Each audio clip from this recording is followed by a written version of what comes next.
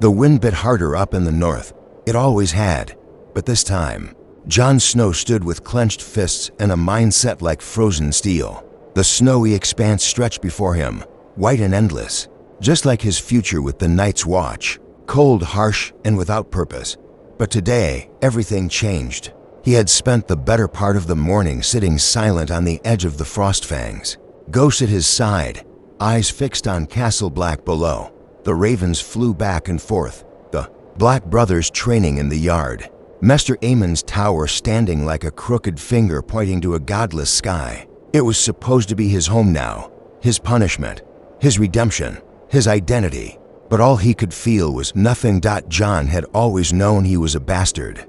It was tattooed on the way people spoke to him, looked at him, remembered him. Even in Winterfell, surrounded by supposed love, that word carried weight. Bastard. It followed him like a ghost long before he had ghost. His uncle Benjen had convinced him this was the way, that the Night's Watch was noble, that he'd find honor at the wall. But he hadn't. What he'd found was a prison. He remembered Samwell's trembling hands, Gren's frustration, and Alizer Thorne's smug contempt. They didn't see a brother in him, not really. They saw another sword arm, another body to throw against the cold, and he was tired of being used. As the sun began its slow descent behind the mountains, Jon made the choice. He turned his back to the wall. He walked away. No oaths, no black cloak, no Lord Commander, no brothers. Just him, just Ghost, just the bitter cold and freedom. He didn't know where he'd go. South, maybe, far from the wall, from duty, from everything expected of him. He didn't want a title, didn't care about glory. All he wanted was to be a man, not a weapon someone else pointed. By nightfall, he was deep in the woods. Ghost padded silently beside him, his red eyes alert, his fur blending into the snow. They were alone, truly alone for the first time, and oddly, that loneliness felt more like comfort than fear. But nothing in the north stayed peaceful for long. The howling came just past midnight. Jon froze. It wasn't wolves. No, he'd know that sound anywhere. These weren't beasts of fur and fang. They were colder, hollow, hungry. Ghost's ears shot up. He growled low, deep in his throat. Jon tightened his grip on Longclaw, and that's when he saw them. 3 figures, pale as bone, gliding through the snow as if it were air, eyes blue as the dead sky above. The others, White Walkers. Jon's breath caught in his throat. He hadn't sworn the oath. He wasn't a Black brother, but the fear wrapped around him all the same. Because death didn't care about vows. The lead Walker turned its head sharply, sniffing the air like a predator. Its gaze landed on Jon. Not a glance, a stare that sliced through muscle and marrow. Jon didn't run, not at first, but when the second figure pulled a jagged blade from its side and began to step toward him, he moved. Fast. Ghost leapt ahead, snarling and snapping, drawing their attention. Jon took the chance to disappear into the trees, heart pounding, mind racing. He wasn't ready for this. No one was. And no one would believe him. A deserter, a bastard, a coward. 2 days passed. He reached a small village tucked behind a hill near Mole's town. They didn't ask questions when he offered to chop wood for a few coins. His sword stayed hidden under his cloak. Ghost, though frightening, seemed to keep people from bothering him. He didn't speak much, didn't sleep much. Every time he closed his eyes, he saw those blue ones staring back at him. Jon knew what he saw. The Night's Watch needed to know. But what could he say now? He hadn't taken the oath. He had no authority. If he showed up at Castle Black now, they'd hang him for desertion before he got a single word out. And that's when the second choice came. Stay silent or return, not as a Black brother, but as a warning. He looked around at the villagers, old men sharpening blades, young boys throwing snowballs, mothers laughing, children crying. None of them knew. The wall wouldn't hold forever. The dead were moving. And the man who should have been there to see it had walked away for the first time in days. Jon whispered a curse at himself. He had wanted to be free, but freedom had a price. And somewhere behind the wall, death was counting every step he took away. Jon didn't sleep the third night. He lay in the back of a dusty stable behind the tavern, wrapped in a damp wool blanket, with Ghost curled beside him like a white shadow. His eyes remained fixed on the roof, counting each crack in the old beams as if they could distract him from what he'd seen and what he'd done. He should have been at Castle Black by now, training, watching, standing guard at the wall like a man of the Night's Watch. But instead, he had fled, left before the vows, before the black cloak wrapped around his shoulders. And now the memory of those blue-eyed demons, the White Walkers, clung to his skin like frostbite. He could still feel the way their gaze had pierced him, like they knew he wasn't ready. Maybe he never would be. When dawn crept in, painting the sky with ashen frost, he finally stood up. No more hiding. If he couldn't return to Castle Black, then he'd find someone who could help. Someone with power, with voice, someone who might actually believe him. He thought of Winterfell, of Robb. Of Ned Stark. Maybe he could return home. But that thought soured in his chest the moment it rose. He was a coward now, a deserter in all but name. Would Ned even speak to him? Would Robb still call him brother? Or would they turn away like the rest of the world always had? He didn't know. But staying here, pretending nothing had happened, would be worse than death. So, with the morning frost biting at his cheeks, Jon Snow gathered what little coin he had earned chopping wood, fed Ghost half a salted rabbit, and set off south. The path through the north was not kind to wanderers. Snow fell hard by midday. The wind carried ice like tiny knives, but Jon pressed on, trudging along the King's Road with his cloak wrapped tight, Ghost staying close. His mind was a storm of doubt and regret. But more than that, it was guilt. Every step away from the wall felt like a betrayal. He remembered Samwell's wide, terrified eyes, remembered how Gren had talked of glory, how Pip had joked about who would piss themselves first on patrol. They were green, naive, but they believed in what they were doing, and Jon had left them to die. He didn't even say goodbye. By the fifth day, the snow thinned, the trees grew darker, and the sky bled a deeper gray. He passed through small farms, abandoned cabins, and once a burned cart on the road. No bodies, just blood. The crows had done their work already. Ghost growled more often now, low and tense.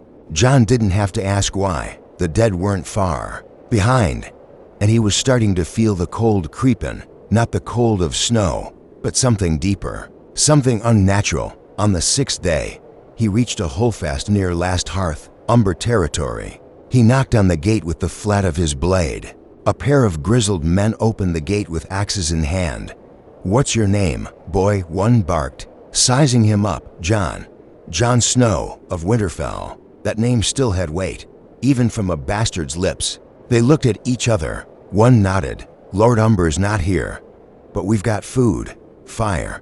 If you're trading work, I need a horse," Jon said firmly, "and I need to send a message to Winterfell." The men exchanged another look, this one darker, less trusting. "You running from the wall?" The second one asked. "You've got that look." Jon didn't answer. He didn't have to. They didn't open the gate wider. Instead, one stepped back and the other tightened his grip on the axe. "Best you move along. We don't feed cowards." The gate slammed shut. Jon stood there for a long time. Ghost growled low behind him. But Jon didn't move.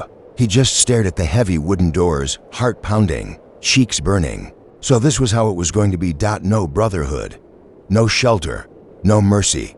He turned away, face like stone. Fine. If the North wouldn't listen, then he'd go farther. To Winterfell, to his father. If anyone would hear his warning, it would be Ned Stark. But he had to get there fast, because every mile he walked south, the dead walked faster behind him. That night, as the snow fell softer and the woods grew thinner, Jon heard something strange. A distant scream, short, sharp, and cut off too quickly. He drew Longclaw in silence. Ghost stiffened beside him. Another scream followed, this one closer. Jon crept through the trees, silent as shadow. He came upon a clearing, and there they were, two men, one boy, all surrounded by three whites. Undead things, skin half-rotted, eyes blazing blue, flesh moving wrong. One man was already down, throat torn, twitching. The boy screamed again. The second man swung a sword desperately, slashing at air. Jon didn't think. He moved. Longclaw met. dead flesh with Valyrian steel, and the sound was different, like cutting ice and bone at the same time. One wight dropped, snarling. The others turned on him. He fought hard, clean, precise. The training from Castle Black never left him. He cut down the second, dodged the third, and with Ghost lunging for its neck, the last undead creature fell twitching into the snow. The boy was crying. The man was panting, blood on his arms. They looked at Jon like he was a god. You saved us," the man stammered. "Who are you?" Jon breathed hard. Then he said the words slowly, clearly, the weight finally settling on him. "I'm Jon Snow. I should have been at the wall. But I walked away, and now they're coming. They're coming." They buried the dead man at first light. No prayers, no ceremony, just silence, a shallow grave, and heavy snow covering the blood. The boy, maybe 10 at most, didn't speak a word. His name was Tim. The man, Gareth, said they were headed south when the whites found them near an abandoned village. "There were 5 of us," Gareth muttered as he tied up the last strap on his horse. "Now it's just me and the boy." Jon helped him mount what was left of their supplies. His mind was elsewhere. "I told them to stay close," Gareth said, eyes red, voice low. "Told them not to light the fire so high. But it was cold, too damn cold." He looked at Jon. "What are they? Those things? They didn't bleed. They didn't even feel it when we stabbed them." Jon looked to the woods. "They're not men. They're dead, raised by something worse." He paused. "I saw the ones who raised them," Gareth swallowed. "White Walkers," Jon nodded. The name sounded like a curse when spoken aloud, like saying it might summon them. The 3 of them, Jon, Gareth, and young Tim, set out shortly after, headed toward Winterfell. Gareth offered his horse to the boy and walked beside Jon through the snow. Ghost scouted ahead, his white form blending perfectly with the frost. Jon hadn't said much since the fight, but Gareth noticed how tightly he held the sword, how his eyes scanned the woods constantly. "You were part of the Night's Watch," Gareth said, trying to make conversation. "I was supposed to be. What happened?" Jon hesitated. Then, in a voice more bitter than cold, he answered, "I chose not to be a prisoner." Gareth didn't ask anything after that. 3 more days passed, and the sky darkened early each night.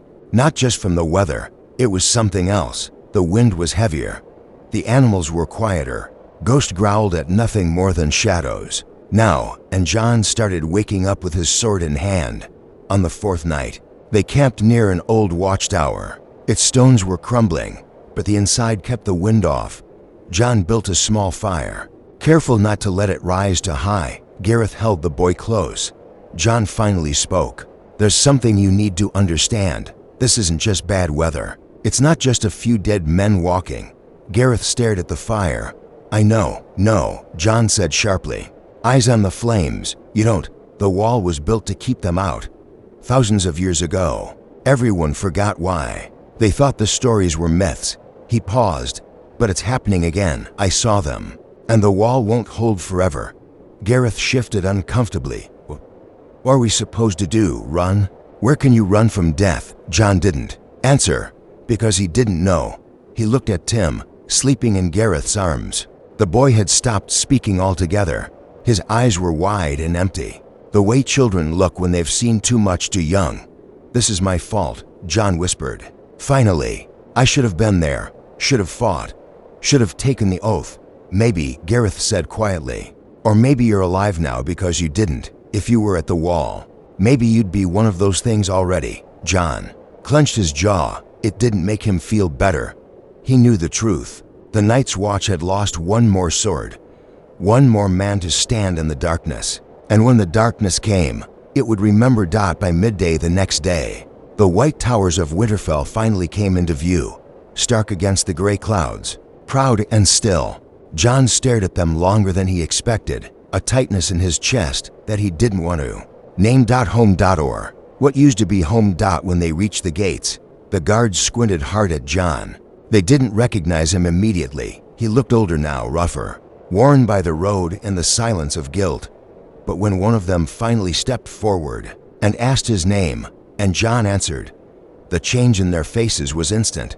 "Lord Stark's bastard," the older guard muttered. We thought you'd gone to the wall." Jon didn't flinch. I didn't. A few moments later, they were led into the courtyard. The snow crunched under their boots. Familiar sounds of clanging swords, barking hounds, and whinnying horses echoed off the stone. It should have felt comforting, but Jon felt like a stranger, in his own skin. And then the doors opened, and there stood Eddard Stark, older than Jon remembered, more tired, his gray cloak heavy on his shoulders, his hair threaded with white. But those eyes, calm, stern, sharp, they hadn't changed. Jon didn't wait for words. He dropped to one knee. "I failed you."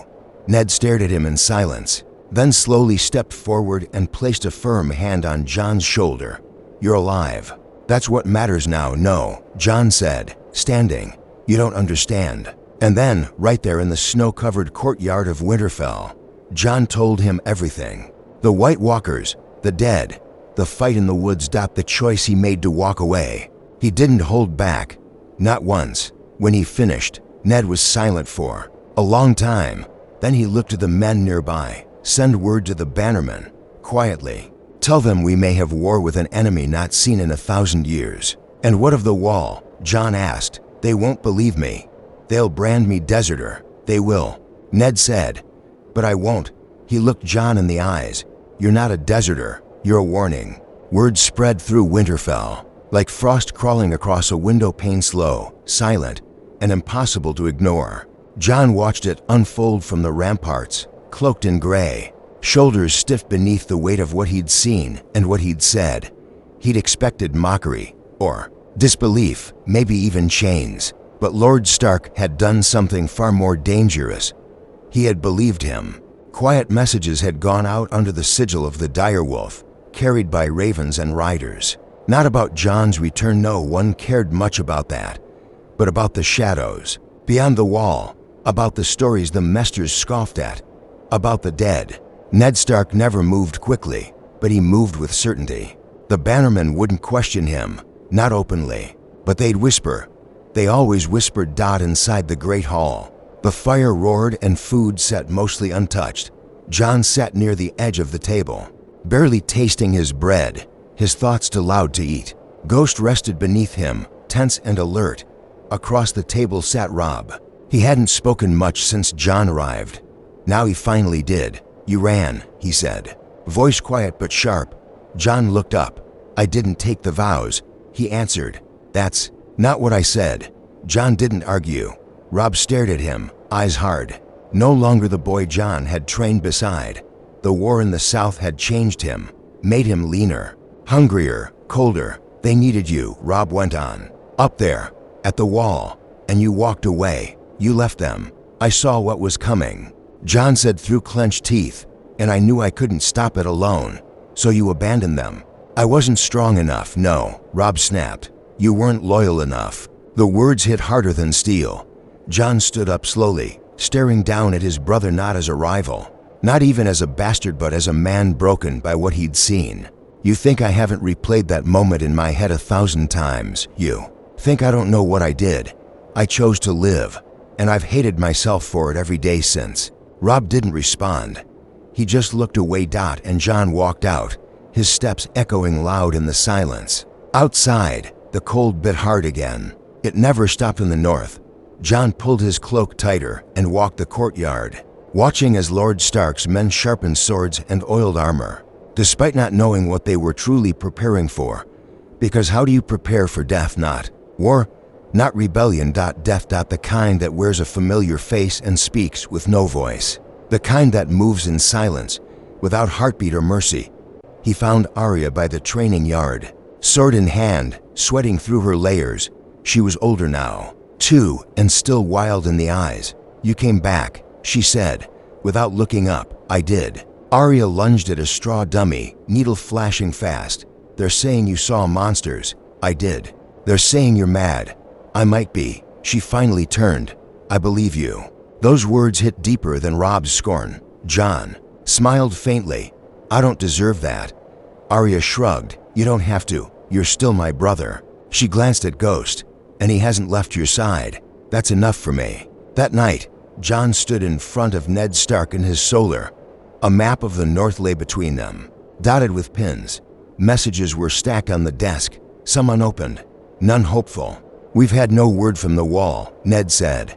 Jon's heart sank. "None. The last raven came 2 days before you arrived. Since then, silence."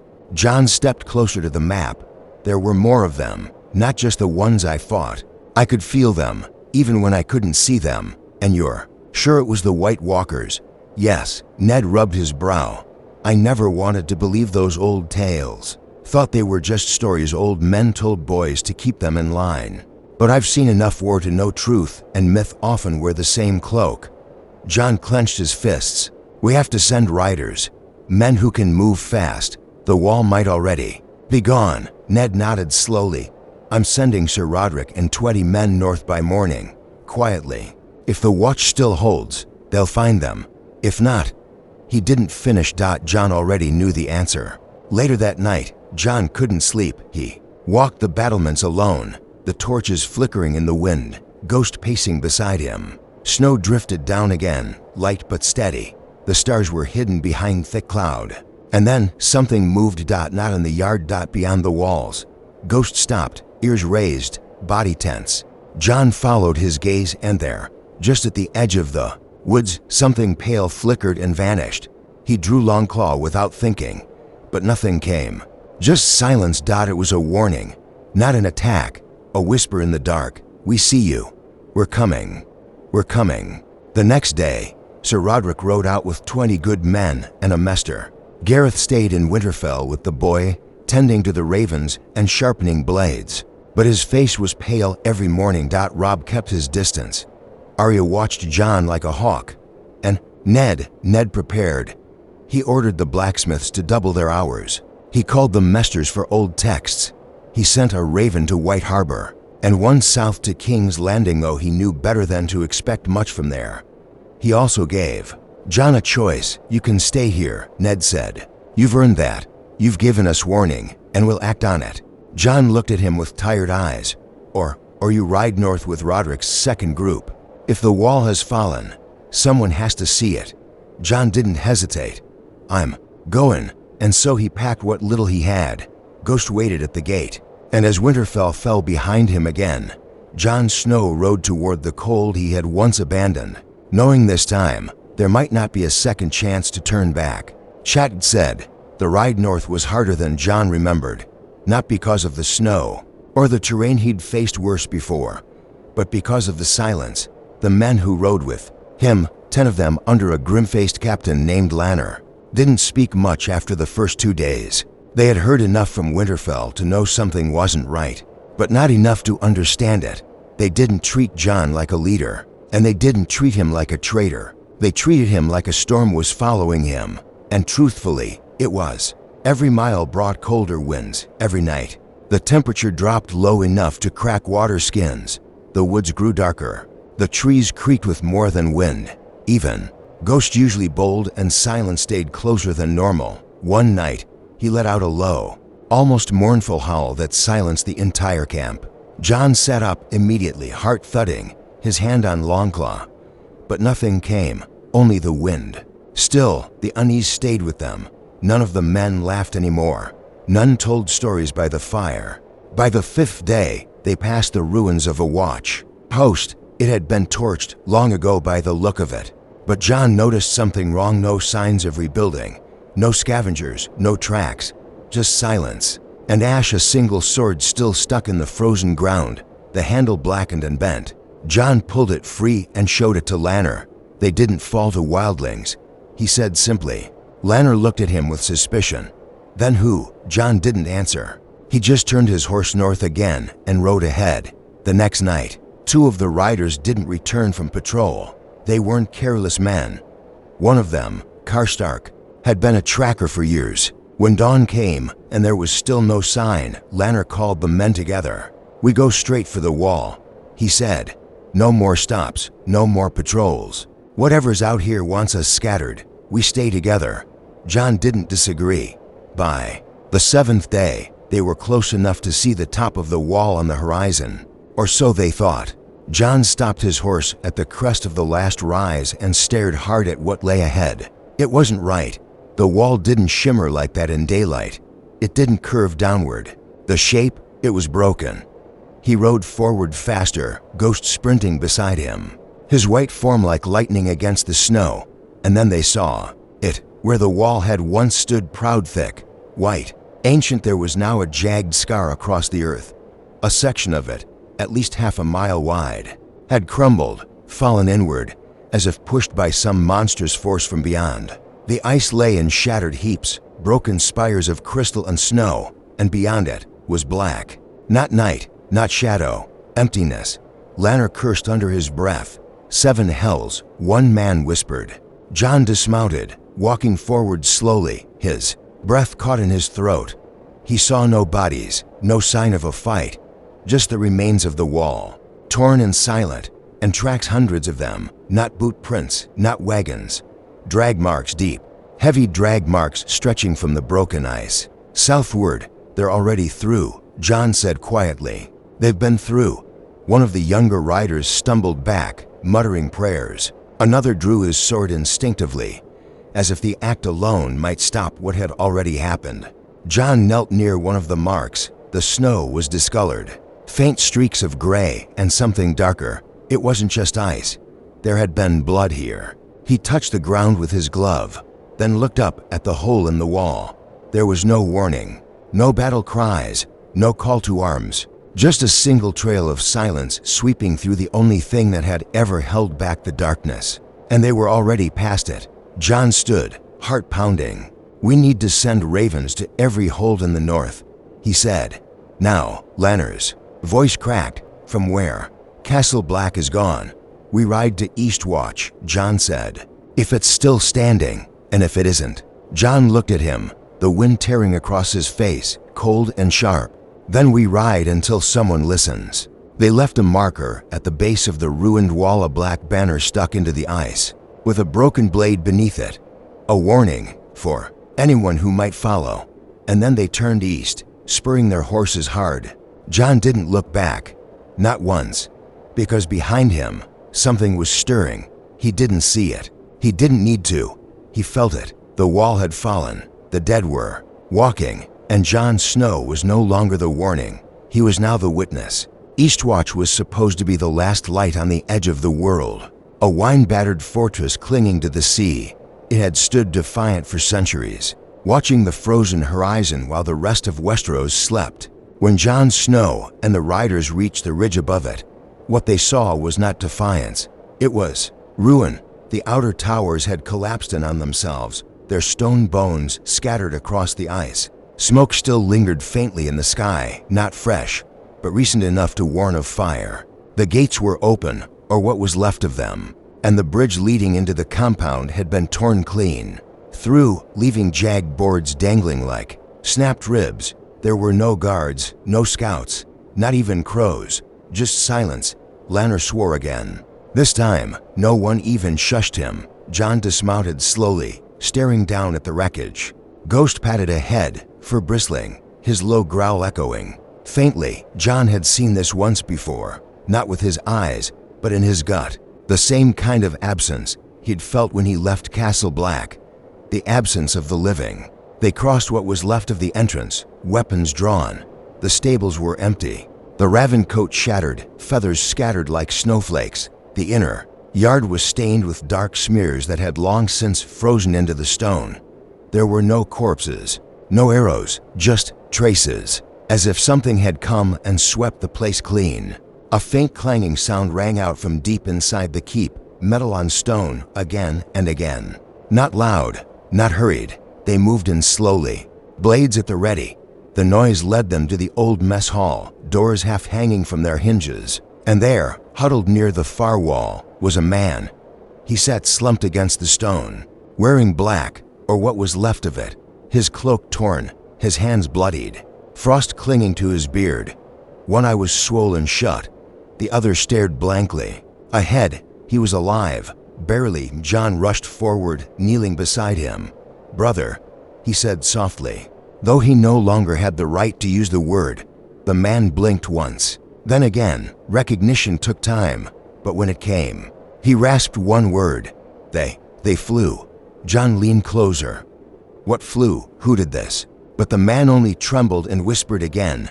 They flew over dead things on wings. Then he collapsed. They built a fire in the broken hearth, wrapped the survivor in furs, and did what they could. He didn't speak again that night. One of the riders, a bulky man named Derry, said he recognized him, a ranger named Wa from Eastwatch. Good tracker, quiet, reliable, not prone to madness. He's not mad, Jon said as he looked into the flames. He's seen what we've only feared. The others didn't speak. They didn't have to. Jon stood at dawn and climbed the shattered tower at the edge of the sea. The ocean stretched out before him, endless and cold. But it wasn't the waves. He watched. It was the land behind them. The north, trees in the distance, hills and frozen rivers, all places that were supposed to be protected. And now, vulnerable. The wind howled louder here. Sharper, it carried something more than cold. It carried movement. He could feel it. Not footsteps, not horses. Marching. Jon closed his eyes. There was no wall now, no watch, no warning. Winter wasn't coming. Winter was already here. When he descended the tower, he found Lannister waiting. We found tracks to the south, the captain said. Dozens of them, no boots, no horses, dragging feet. Same direction we came from. Jon didn't even blink. They're already moving. We can't make it to Castle Black, Lannister added. Even if we could, there's nothing left. Eastwatch was our last chance to warn anyone close to the wall. Jon looked at him, eyes dark with understanding. Then we go back to Winterfell. And if they get there first, Jon's hand tightened on Longclaw, then we die fighting. But we don't run. The men gathered quickly. While the broken ranger was strapped to a horse, Ghost stayed close to him, never letting the man fall too far into silence again. Jon rode in front, teeth clenched, body aching with the truth. He had walked away from the wall once. Now he was riding back to a world that hadn't believed him, and a war they couldn't afford to lose. The dead had passed the wall. Winter had broken the North's spine. And Jon Snow was no longer just a bastard who refused to kneel. He was Westeros's final cry before the silence. For the silence, Shattuck said. By the time Winterfell's towers rose into view again, the air had changed. Not just colder still, to still. The kind of silence Jon only remembered once before, when he'd looked into the eyes of a corpse that refused to stay dead. The snow didn't fall. The wind didn't howl. It was as if the north itself was holding its breath. They had pushed the horses hard for days, riding through frost-slicked forests and quiet, frozen valleys, avoiding the old roads and never camping in the same place twice. Jon had barely slept. Ghost never left his side, his fur bristling more each day, while the ranger they'd rescued from Eastwatch hadn't spoken a word since that first broken whisper. His eyes had gone gray and empty. They fed him, gave him water, but it was as if whatever he'd seen had hollowed him out. As they crossed the final hill and the full view of Winterfell opened before them, Jon's stomach twisted. The gates were closed. The walls were manned. Smoke curled from the chimneys, but not the easy, warm kind. It was heavier, thicker, and there were fewer guards on the towers than before. Jon rode to the gates and shouted, "Open." "It's Jon Snow." There was a pause. Then a familiar voice called down Sir Roderick. "Jon Snow, you rode north days ago." "I came back," Jon answered grimly. "Let me in. We need to speak to Lord Stark." The gates opened slowly. Jon didn't wait. He rode straight through, heart pounding. Inside, the courtyard was tight with tension. Men were sharpening blades, piling barrels against the inner walls, digging trenches near the stables. A boy barely 12 hauled arrows to the tower rack with shaking hands. Women moved quickly, eyes down, no laughter, no ease. Jon dismounted and strode toward the great hall. Ghost followed, low and watchful. Inside, he found Ned Stark not seated, but standing over the long table, surrounded by maps, reports, and 3 lords from nearby houses, Manderley, Serwyn, and Hornwood. All looked pale, all looked angry. They turned as Jon entered. "Winterfell is preparing for siege," Lord Manderley grunted, "and the boy returns from the grave like a wight himself." Jon ignored him and looked to Ned. "We found Eastwatch," he said. "It's gone. The wall has fallen." There was a breathless pause in the room. "Gone?" Lord Hornwood asked, his voice barely above a whisper. You mean, captured? I mean destroyed. Jon said, the wall is broken. The dead are through. They're moving south. They've already passed the forest line. We tracked them for days. If we hadn't ridden fast, we might not be here now.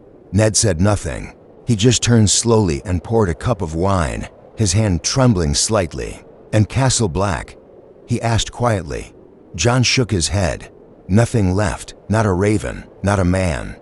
They didn't fight. They vanished. Lord Serwyn slammed his hand on the table. By the gods, we're not prepared for this. Half my men are still hunting wolves in the eastern woods. We're building pikes for wildlings, not this. These things are no longer shadows in the snow, Jon snapped. They are here. They walk. They kill, and they raise what they kill. His voice was tight, raw. I saw a child with its throat torn open stand again and scream. The lords fell silent. Ned finally turned to Jon. And how many? Hundreds, Jon said. Maybe more. Eastwatch's garrison was gone. No bodies, just bones. And they've taken something worse. He looked at the others. A ranger we found while he said they flew. That the dead are riding on wings. Lord Manderley scoffed. Madness. But Ned did not argue. He simply looked at the map, fingers pressed against the inked path of the King's Road. Then he spoke. Send ravens to every bannerman. Call them to Winterfell. Manderley, recall your troops from the coast. Serwyn, abandon your skirmishes, your swords are needed here. And what of the south? Lord Hornwood asked. Will the king come? Jon answered before Ned could. King Robert is half a realm away, drunk and blind to this. The south won't believe us. They'll think it's northern superstition. They won't come until the dead are scratching at their gates. Ned nodded grimly. Then we fight without them. That night, Jon walked the ramparts alone. He watched the horizon, waited, felt. Ghost stood beside him, still as ice. There was no sign yet. No horns, no screams. But he knew they were coming. Not days away, not weeks. They were already here somewhere between tree and shadow, just beyond the reach of torchlight. Robb found him there an hour later, cloak pulled tight, sword at his hip. I was wrong, he said without pride. About you. Jon didn't respond. I should have believed you. Robb continued. Should have seen it in your face the moment you returned. You were right to doubt me, Jon said. I ran from the wall. I left men to die. Robb stood beside him. But you came back. Jon finally looked at him. And for the first time in years, Robb didn't see a bastard or a deserter. He saw a man with fire in his blood and cold in his eyes.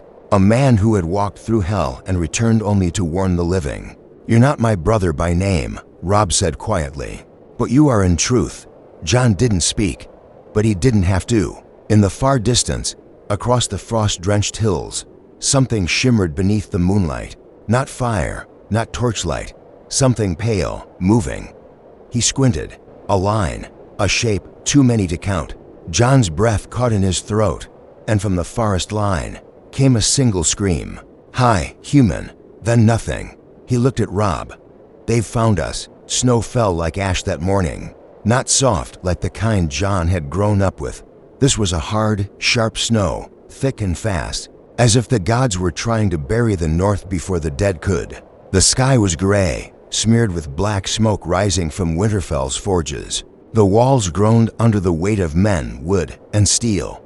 Fires burned in iron baskets. Oil was poured into waiting pots. Archers lined the towers. Spearmen filled the yard. It wasn't enough. Jon knew it. Ned knew it. Even the ravens circling above seemed to know it. The army of the dead had reached the edge of the forest by first light. No war horns, no charges. Just silence until the sound of footsteps started, one after the other, dragging. Endless.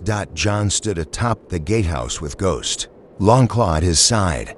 His breath fogged the air, but not out of fear.